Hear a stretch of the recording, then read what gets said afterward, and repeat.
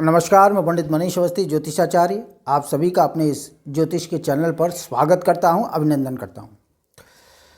देखिए, अगर आपकी जन्म कुंडली में अष्टम भाव में केतु बैठा हुआ है तो इस प्रकार का केतु आपके जीवन में किस तरह की घटनाओं को घटित करने वाला होगा, किस प्रकार के फल आपको आपके जीवन में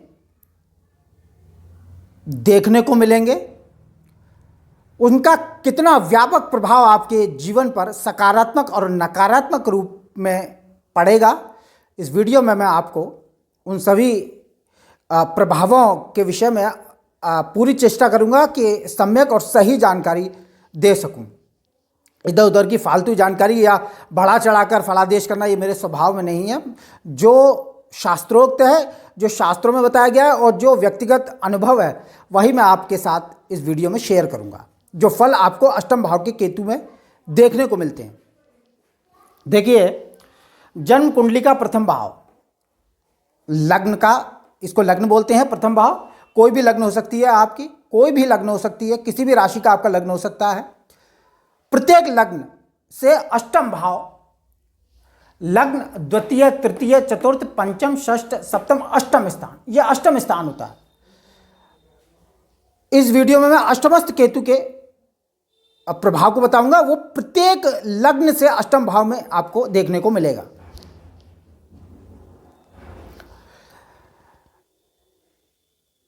पहले तो हमें यह समझना होगा कि अष्टम स्थान से किन विषयों का विचार किया जाता है।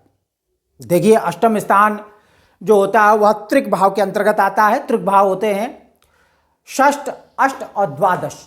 प्रायः इन स्थानों को अच्छा नहीं माना जाता है, इन स्थानों की निंदा की गई है। ये शुभ स्थान नहीं होते हैं। शुभ स्थान जन्म पत्रिका के होते हैं लग्न, चतुर्थ, सप्तम, दशम, धन, लाभ और पराक्रम भाव। इनको शुभ स्थान की संज्ञा दी गई है। छठा भाव, आठवां भाव और 12वां भाव, इनको त्रिक भाव या दुह स्थान की संज्ञा दी गई है। अगर किसी भी भाव का स्वामी अष्टम भाव में चला जाएगा तो उस स्थान से संबंधित शुभ फलों की कमी करेगा, इसमें कोई संदेह नहीं है। अष्टम भाव से हम विचार क्या करते हैं, मूलतः विचार क्या होगा, पहले तो आप इस चीज को समझिए। आपको इस अष्टम भाव के कॉन्सेप्ट को क्लियर होने में आपको सहजता होगी। देखिए, अष्टम भाव से आयु, मृत्यु का कारण क्या होगा, यानी आपका जीवन कितना है, आप दीर्घजीवी हैं या अल्पायुषी हैं, मृत्यु किस समय होगी, मृत्यु के समय आपकी क्या दशा होगी, मृत्यु घर के अंदर होगी या घर के बाहर होगी, ये सारे तथ्य हमें अष्टम भाव से देखने को मिलते हैं। दिनचर्या, जो आपकी रोजमर्रा की जिंदगी है, उसका विचार भी हम अष्टम भाव से करते हैं। पुरातत्व का ज्ञान, यानी प्राचीन विधाओं का ज्ञान, प्राचीन विषयों का ज्ञान हमें अष्टम भाव से ही होता है। अष्टम भाव चूंकि दो स्थान के अंतर्गत आता है और जन्म पत्रिका का सबसे अनिष्ट भाव माना गया, इसलिए इससे विपत्ति, अपमान, अपयश, अवनति का विचार किया जाता है। घोर संकटों का विचार हम अष्टम भाव से ही करते हैं।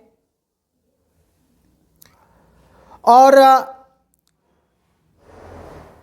असाध्य रोग, दुर्घटना यानी एक्सीडेंट, आर्थिक क्षति का विचार अष्टम से होता है।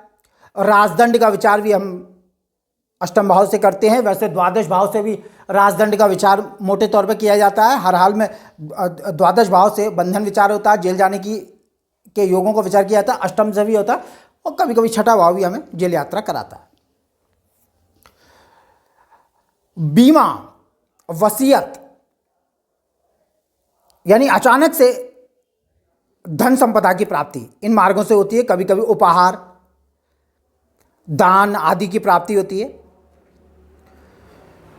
इसका विचार भी हम अष्टम से करते हैं। अचानक किसी की मृत्यु के द्वारा जो वसीयत आदि के द्वारा जो धनागम होता है, अष्टम से देखा जाता है। वसीयत आदि से धन लाभ का विचार अष्टम से किया जाता है। अनजाने में पर धन की प्राप्ति, पता भी नहीं चलता कौन आपको धन देके मर के इस संसार से चला गया। अष्टम भाव से हम पाप कर्मों का विचार भी करते हैं, दुष्ट कर्मों का विचार भी अष्टम से किया जाता है। अगर जन्म पत्रिका में दसम भाव का स्वामी अष्टम आ जाएगा तो निश्चित रूप से व्यक्ति पाप कर्मों में आसक्त होता है। उसकी आजीविका का जो साधन होगा वो गलत होगा, समाज विरोधी कार्यों से धन अर्जन करने की चेष्टा करता है। अगर दशमेश अष्टम हो और पाप ग्रहों के साथ दृष्टि युति हो तो निश्चित रूप से आपराधिक जीवन होता है व्यक्ति का। तो पाप कर्म का विचार हम अष्टम से करते हैं। किसी पशु आदि की मृत्यु आदि का विचार भी हम अष्टम भाव से करते हैं। मलमूत्र के विसर्जन के जो अंग होते हैं, गुदा आदि का विचार भी अष्टम भाव से किया जाता है। अष्टम भाव दर्शन, अध्यात्म, गूढ़ विद्या, पराविद्या के गूढ़ रहस्यों का भाव भी है। गुप्त विधाओं, ऑकल्ट साइंस का भाव भी हम अष्टम भाव को ही मानते हैं। और बवासीर, भगंदर आदि जो बीमारियां होती हैं उसका विचार भी हम अष्टम भाव से करते हैं। तो इन सारे विषयों को सम्मिलित करता है अष्टम भाव। मोक्ष त्रिकोण के अंतर्गत आता है। मोक्ष त्रिकोण होता है चतुर्थ, अष्टम, द्वादश।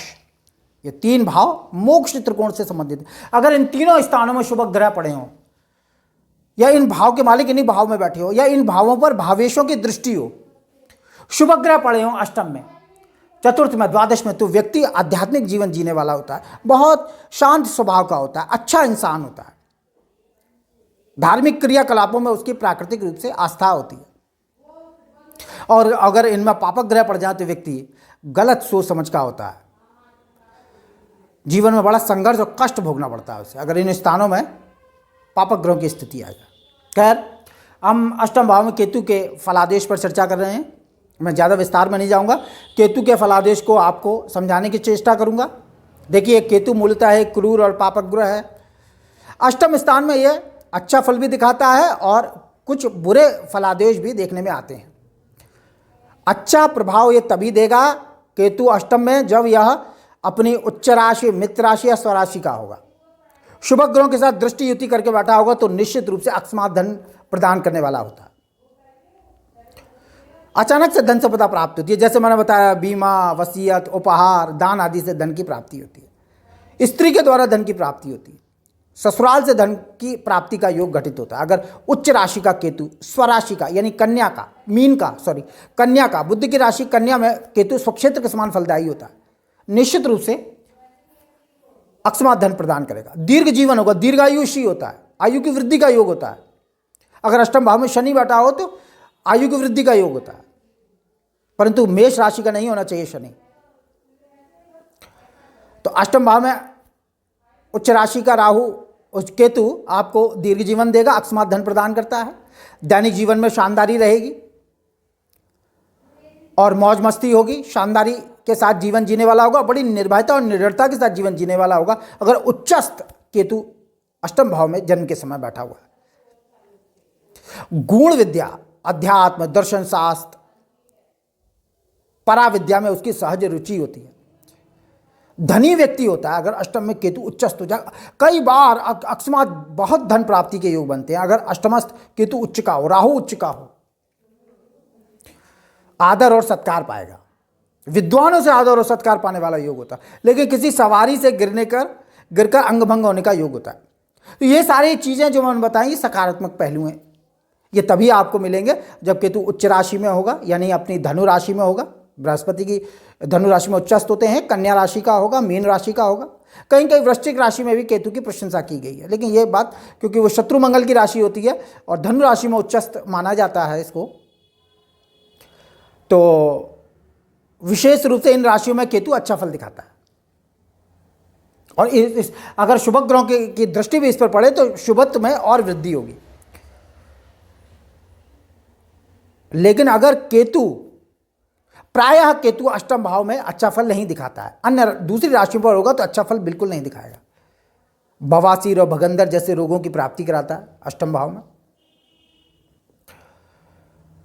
और दैनिक जीवन में बड़ा कठिन परिश्रम करता है व्यक्ति, लेकिन उसके अनुरूप फल की प्राप्ति नहीं होती है। काम धंधा प्राय अच्छा नहीं चलता जब अष्टमस्थ केतु हो तो। नौकरी, व्यापार और रोजगार में बाधाएं आती रहती हैं, परेशानी होती है। जीविकोपार्जन के लिए चिंतित रहा करता है व्यक्ति जब अष्टम केतु होता है। और अगर केतु अपनी नीच राशि मिथुन का हो, शत्रु राशि सिंह का हो, कर्क का हो, तो एक्सीडेंट का योग बनता है या कोई बड़ी बीमारी का योग बनेगा। एक्सीडेंट में कभी कभी एक्सीडेंट और दुर्घटनाओं से शरीर पर संकट आएगा। जीवन में कई बार संकट के योग बनते हैं और कभी कभी एक्सीडेंट के द्वारा व्यक्ति का कोई अंग बेकार भी हो सकता है, अपंगता भी आ सकती है। केतु जब अष्टम में या तो नीच राशि का हो, शत्रु राशि का हो, या पाप ग्रहों के साथ दृष्टि युति करके बैठा हो। अगर पाप ग्रहों के साथ दृष्टि युति करके केतु अष्टम बैठा है तो मृत्यु के समय पीड़ा देने वाला होता है, कष्ट होता है मृत्यु के समय, और चोरी या रिश्वत के आरोप में बंधन योग भी होता है। कारागार की यात्रा हो सकती है। सावधान रहना चाहिए जिसके अष्टम में केतु है। कोई बहुत अधिक प्रशंसा नहीं की गई है शास्त्रों में केतु की। बताने वाले तो आपको बढ़ा चढ़ा के बहुत कुछ बताते हैं। अरे भाई, ये नैसर्गिक रूप से पापक ग्रह है। शनि, मंगल, राहु, केतु ये पापक ग्रह हैं। ये जिस भाव में बैठेंगे उस भाव की विशेषता हानि करेंगे। हाँ, अगर अपनी राशि पर होंगे, उच्च राशि पर होंगे, शुभ ग्रहों के साथ दृष्टि युति करके बैठे होंगे तो निश्चित रूप से भाव की वृद्धि करते हैं। भाव पर भावेश की दृष्टि भाव को बल प्रदान करती है। अन्य राशियों में होंगे, अन्य स्थिति में होंगे तो भाव को नुकसान पहुंचाते हैं। केतु की भी कोई अलग नहीं है। अगर यह अष्टम भाव में अच्छी स्थिति में है तो मोक्ष की तरफ प्रवृत्त करता है। अष्टम भाव से भी आध्यात्मिक का विचार किया जाता है। द्वादश भाव यह आध्यात्मिक क्रियाकलापों में रुचि देता है, धार्मिक जीवन होता है। अगर द्वादश भाव में शुभ ग्रह बैठे हो, बृहस्पति हो, केतु बैठा हो, बृहस्पति की दृष्टि में हो, बृहस्पति के साथ युति करके बैठा हो तो आध्यात्मिक जीवन होता है। मृत्यु परांत मोक्ष की प्राप्ति कराने वाला होता है केतु, इसमें कोई दो राय नहीं है। लेकिन नैसर्गिक रूप से यह पापक ग्रह माना गया, इसकी बहुत प्रशंसा नहीं की गई है अष्टम भाव में। अष्टम भाव में राहु, केतु, शनि, मंगल निश्चित रूप से ये मांगलिक दोष भी बनाते हैं, जीवन साथी के लिए भी हानि का कारण उत्पन्न करते हैं। दुर्घटना, एक्सीडेंट, असाध्य रोगों की उत्पत्ति भी हो सकती है अगर अष्टम केतु है तो। कई प्रकार के दुष्परिणामों को उत्पन्न करता है केतु। बवासीर, भगंदर जैसे मैंने बताया बीमारी का योग बनता है। यौन रोगों को देने वाला होता है अष्टम भाव में राहु, केतु, राहु भी। और अष्टम भाव में अगर केतु हो तो प्रायः देखा गया कि व्यक्ति में थोड़ा सा क्रूर कर्म करने की प्रवृत्ति जागृत हो जाती है। तो इस प्रकार से केतु की बहुत अधिक प्रशंसा नहीं की गई। लेकिन अगर यह अपनी उच्च राशि में होगा, मैं फिर दोहराता हूं, उच्च राशि में होगा, मित्र राशि में होगा, शुभ ग्रहों के साथ दृष्टि युति करके बैठा होगा तो जीवन में बहुत बार अकस्मात धन देने वाला होगा, अकस्मात धन की प्राप्ति होगी, अचानक से विपुल धन संपदा देने वाला होगा, इसमें कोई संदेह नहीं। कोई भी ग्रह अगर अपनी उच्च राशि में, मित्र राशि में बैठा होगा तो उस भाव की वृद्धि करेगा। अष्टम से जितने भी मैंने कारक बताए, जितने भी विषयों को बताया, उन सभी भाव के, उन सभी विषयों की वृद्धि होगी। और अगर ये नीच राशि में है, शत्रु राशि में है, अस्त है सूर्य से, तो निश्चित रूप से इन सभी विषयों में हानि प्राप्त होगी।